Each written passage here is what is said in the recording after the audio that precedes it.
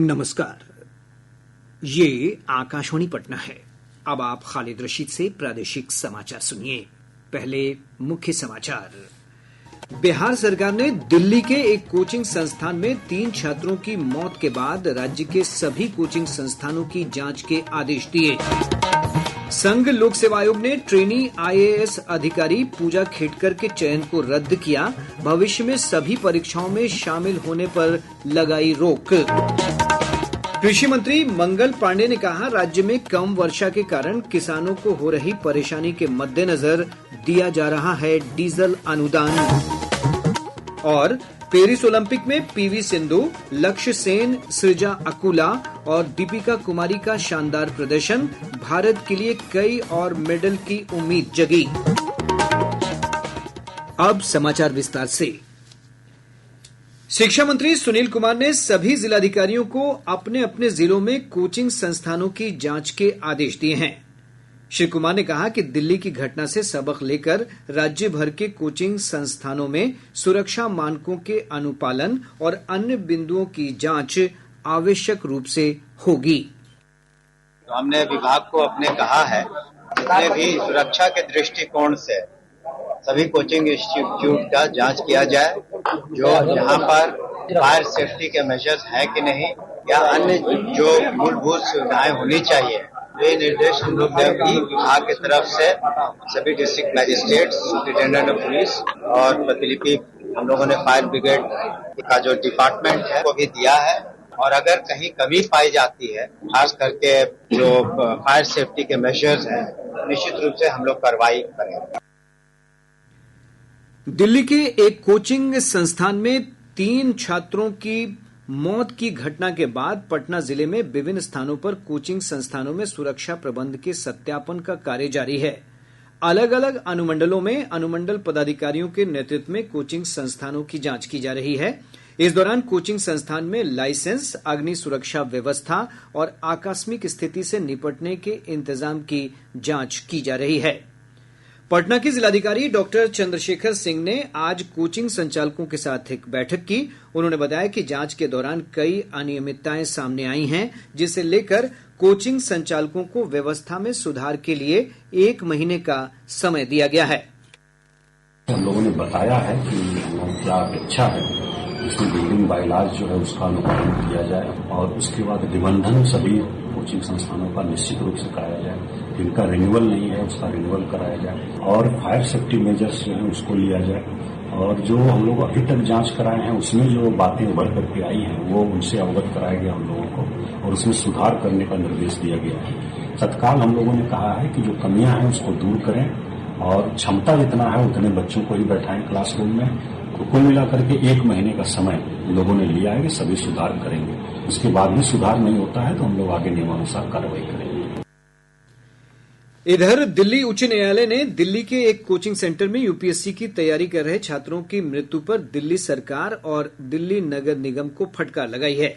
न्यायालय ने कहा है कि ऐसी त्रासदियां होना तय है कि जब मुफ्तखोरी की संस्कृति के कारण करों का संग्रहण नहीं होता है। न्यायालय ने कहा कि यह मामला स्पष्ट रूप से आपराधिक उपेक्षा का है और प्रशासन अगर जिम्मेदारी नहीं लेता है तो न्यायालय सीधे आदेश पारित करेगा। संघ लोक सेवा आयोग ने ट्रेनी IAS अधिकारी पूजा खेडकर की अस्थायी उम्मीदवारी रद्द कर दी है। साथ ही उन्हें भविष्य की सभी परीक्षाओं से प्रतिबंधित भी कर दिया है। आयोग ने उपलब्ध रिकॉर्ड की जांच के बाद सुश्री खेडकर को सिविल सेवा परीक्षा 2022 के नियमों का उल्लंघन करने का दोषी पाया है। आयोग ने इससे पहले उसे फर्जी पहचान दिखाकर स्वीकार्य सीमा से अधिक धोखाधड़ी कर लाभ उठाने के लिए कारण बताओ नोटिस जारी किया था। सुश्री खेडकर निर्धारित समय के भीतर स्पष्टीकरण देने में भी विफल रही। गौरतलब है कि 2023 बैच की ट्रेनी IAS अधिकारी पूजा खेडकर के खिलाफ UPSC ने पहचान बदलकर निर्धारित सीमा से अधिक बार सिविल सेवा परीक्षा देने के मामले में प्राथमिकी दर्ज कराई थी।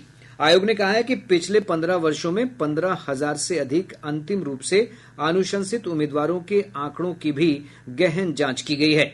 आयोग मानक संचालन प्रक्रिया को और मजबूत करेगा ताकि भविष्य में ऐसा मामला दोबारा न हो।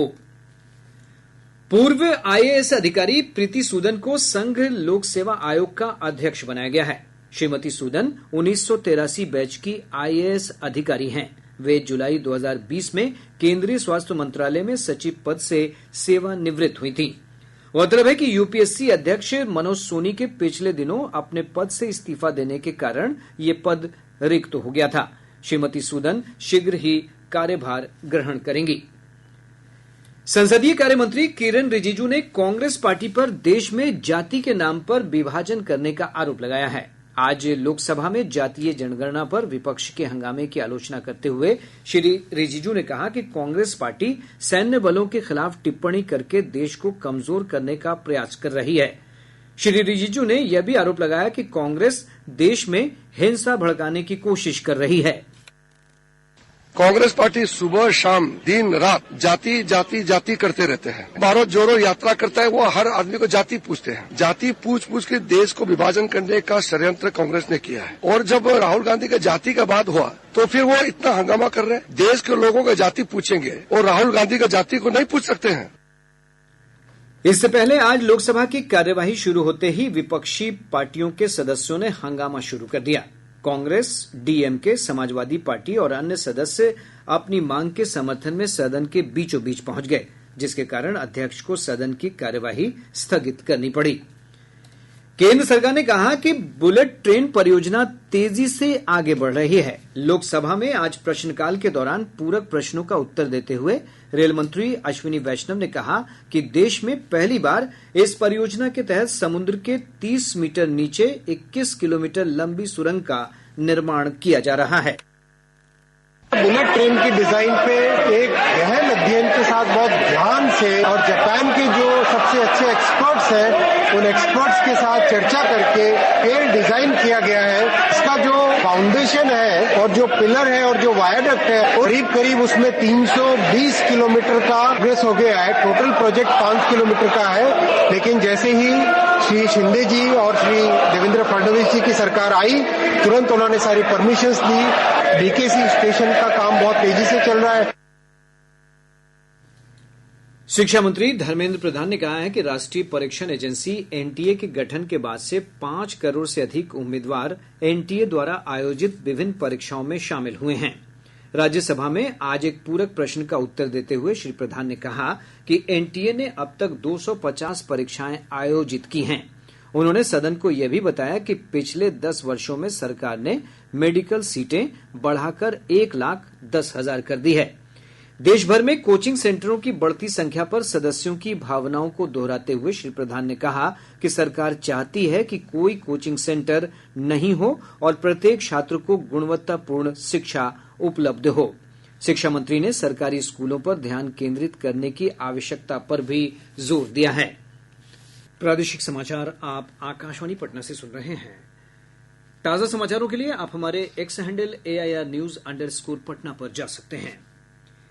पेरिस ओलंपिक में बैडमिंटन स्टार खिलाड़ी पीवी सिंधु और लक्ष्य सेन ने अपने आखिरी ग्रुप मैचों में शानदार जीत दर्ज कर भारत के लिए मेडल की उम्मीद जगा दी है। सिंधु ने अपनी प्रतिद्वंदी क्रिस्टिन कुबा को सीधे सेटों में 21-5, 21-10 से हराकर प्री क्वार्टर फाइनल में प्रवेश कर लिया है। वहीं लक्ष्य सेन ने पुरुष सिंगल बैडमिंटन में विश्व के नंबर 3 खिलाड़ी जोनाथन क्रिस्टी को 21-18, 21-12 से पराजित कर प्री क्वार्टर में जगह बना ली है। इधर टेबल टेनिस में सृजा अकुला और तीरंदाजी में दीपिका कुमारी ने भी अपने अपने मुकाबले जीतकर मेडल राउंड में प्रवेश कर लिया है। कृषि मंत्री मंगल पांडे ने कहा है कि राज्य में किसानों को डीजल अनुदान उपलब्ध कराया जा रहा है। पटना के कृषि भवन में आयोजित परिचर्चा कार्यक्रम के बाद पत्रकारों से बातचीत करते हुए श्री पांडे ने कहा कि इस वर्ष राज्य में औसत से बहुत कम बारिश हुई है, जिसके कारण किसानों को रोपणी कार्य में काफी समस्या हो रही है। उन्होंने कहा कि किसानों को राहत पहुंचाने के लिए मुख्यमंत्री के निर्देश पर डीजल अनुदान दिया जा रहा है। बारिश कम हुई और इस कारण जो बिचड़ा डालना था धान का और फिर धान की जो रोपनी करनी थी उसमें किसानों को कठिनाई आई है। से जो रोपनी होनी चाहिए धान की वो औसत बरसात से कम होने के कारण ये नहीं हो पाई है। माननीय मुख्यमंत्री जी के स्तर पर इसकी समीक्षा हुई आज से कुछ दिन पूर्व, और मुख्यमंत्री जी ने यह निर्देशित किया कि बिहार के किसानों को डीजल अनुदान दिया जाए। तो आज से 5 दिन पूर्व किसानों को डीजल अनुदान देने की प्रक्रिया बिहार में शुरू कर दी गई है। पूरे प्रदेश में दक्षिण पश्चिम मानसून की गतिविधि कमजोर बनी हुई है, जिसके कारण राज्य के अधिकतर स्थानों पर मौसम शुष्क है। मौसम विभाग से प्राप्त जानकारी के अनुसार अब तक राज्य में औसत से 37% कम बारिश हुई है। मौसम विज्ञान केंद्र पटना के वैज्ञानिक ने बताया है कि अगले 2 दिनों के दौरान पटना समेत राज्य के दक्षिणी भागों में कुछ स्थानों पर मध्यम वर्षा की संभावना है। वहीं प्रदेश के उत्तरी भागों में हल्की वर्षा हो सकती है।